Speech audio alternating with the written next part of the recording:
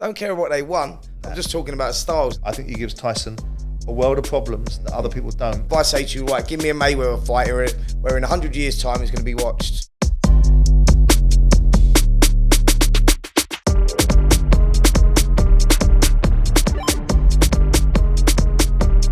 Welcome to Talk Boxing, the Q&A with Simon Jordan and Spencer Oliver, where you get to ask us questions and we get to answer them. And don't forget to keep liking and subscribing. Don't forget to keep leaving those questions in the comment section below. But let's get on with these questions, Spence. Yep. First one is from Joe Andrews. Prime Prince Naseem or Prime Pacquiao? He doesn't tell us which one he fancies, but yeah, I think I'm going to be controversial with this one. I think it's going to. I think that it's going to get a controversial feedback from this one. I think a prime Naseem Hamed does Pacquiao. Really? Yeah, I think he flattens him. Okay. A prime Naseem Hamed, I think flattens Pacquiao.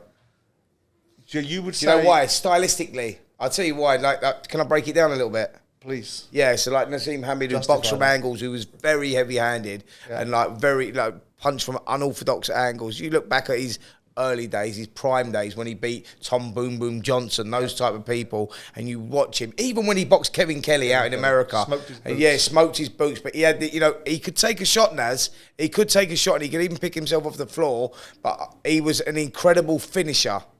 He was an incredible finisher, and I think that Pacquiao would actually run onto one, and I think Naz would hit him from an unusual angle. Yeah, I do. He's a Hall of Famer. Huh? Pacquiao's a Hall of Yeah, Famer. Right? yeah. I'm not saying Marco listen, I know Antano he's Barrera demolished Naseem.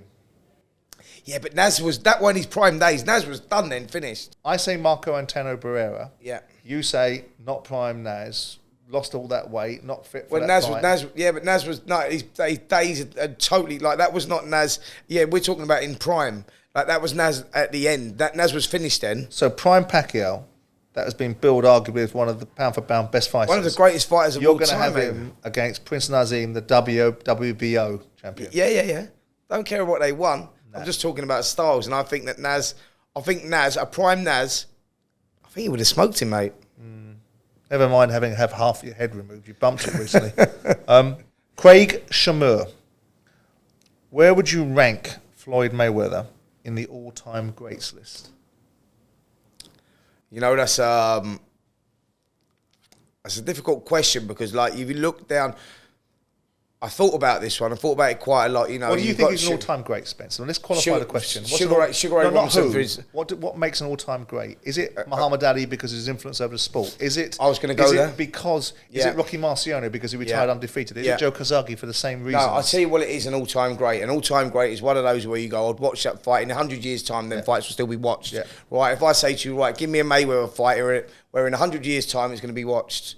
And I go, you know, when you're talking about people like, you know, Sugar Ray Robinson and watch them, and you talk about like Marvin Hagler and Thomas Hearns, people will watch that fight in years to come. When you talk about Sugar Ray Leonard versus Roberto Duran, and you talk about Sugar Ray Leonard versus Thomas Hearns, the first fight, them fights will continue being watched. They're all-time greats. So it's very difficult to place Floyd Mayweather, yes, he was the greatest of his era. Yeah, I agree. But all-time greats. Now you're opening up. Yeah, a totally different conversation. You know, Floyd Mayweather is a stylist and a technician and one of the most beautiful fighters that we've alighted upon. But I don't look at him in that way. I don't know whether we get into the situation where we can't help but get past Floyd Money Mayweather, and that might pollute people's views in terms of it. Yeah, like all-time greats when you talk about trilogies, like Marco Antonio Barrera, who you was mentioning earlier, versus Eric Morales. Yeah. You know, Arturo Gatti, although Floyd Mayweather beat Arturo Gatti, so I know that one before people start piping up about that. Arturo Gatti versus Mickey Ward, like them sort of things. Them fights are going to be, they'll be watched for years to come. For me, that's what an all-time great is. Like for me, that's where I'm at. So where would I rank him? It would be difficult to rank him, you know, up the top there. But he'd be in the top 10, wouldn't he? He'd be in the top 10, definitely, yeah. I think you'd have to put him there because of how dominant he was in his era. You'd have to put him there. But when you talk about Hagler, Hearns, Leonard Duran, Mike, you know, even Mike Tyson in that time, absolutely. I was going to bring Tyson into because that period between '86 and when he fell apart with Buster Douglas was just irresistible. It was irresistible, mate. Them 4 years, well, that's what makes all-time greats. Tyson's fights will be watched in 100 years, like them, the Fabulous Four that I mentioned. You know, so and I'm not sure Floyd Mayweather's will. Yeah, I agree. This one's from Will Hopley. And, of course, I've made my inevitable list because I can't just comply with the construction of the question. All right, let's do it. You can make 3 dream fights in 23-24. They can be made without any reference towards boxing politics. Yes. Who are they and why? Okay, right, where do we start with this one? I think we've got to go Errol Spence and Terence Crawford. The reason I say that is because we're talking about pound-for-pound stars, number one, and it's a fight that was meant to have happened. It's been off, it's been on, it's been on, it's been off, you know, through financial reasons, telly broadcasters, etc. And it's a fight now that I'm worried we're never going to see, or one of them's going to be past their best by the time we do see it. So that's my number one. Yep. My number two, I'm going to go Anthony Joshua and Tyson Fury, because it was a fight again that was been off and we thought we was going to get it and we wouldn't. So it's just, I think it's an exciting fight. I know that a lot of people or everyone will say, well, yeah, but Fury's an overwhelming favourite. Yeah, but it's going to be one of those, if we miss it, to cement your legacy in boxing, you need to clear up the whole era, and I need them two to fight to get that. And politics and commercials and whatnot have got in the way. And my third one, you're going to like my third one. My third one is Artur Beterbiev. Yeah, I got that. Versus Dmitry Bivol. And the reason I say that is because the WBC will not allow Russian fighters to fight for their titles at the moment. And so Artur Beterbiev and Dmitry Bivol, that fight can't happen for the undisputed. Because we're talking about politics, so we can push those ceilings back and say that's the fight. Because I had exactly the same. 3 of those fights that you picked, I had. But I had Joshua in a different fight. I had Joshua against Wilder. Because I just think that's such an interesting fight. Yeah. Because we don't know what Anthony Joshua's got left. Yeah. And I'm got it explicit in my mind about this year. And I just think the very nature of Wilder, we all know that technically he's not as proficient as you'd like a heavyweight champion to be. Yeah. But he brings something to the ring, whether it's the bomb squad analogy or just the personality or just the sheer pizzazz and power that he brings. From a British point, another heavyweight. I've got a few here, so you're going to have to indulge me again. I want to see Joyce versus Tyson Fury. I just think that's such a fascinating matchup because I think he can go with Tyson. I think he gives Tyson a world of problems that other people don't. I think he gives him more problems than Deontay Wilder gave him. I think he gives him a different problem than Alexander Usyk. I think he's got size and engine, and he's got durability, and I think it creates a real conundrum that possibly might be answered by Tyson Fury boxing his head off and jabbing his ears off, but it just creates a level of interest for me. Yeah. I've got Taylor versus Cattrall. Yeah. I've got Haney versus Garcia. Nice. I did have Navarrete versus Woods, but that one's fallen away in the recent weeks.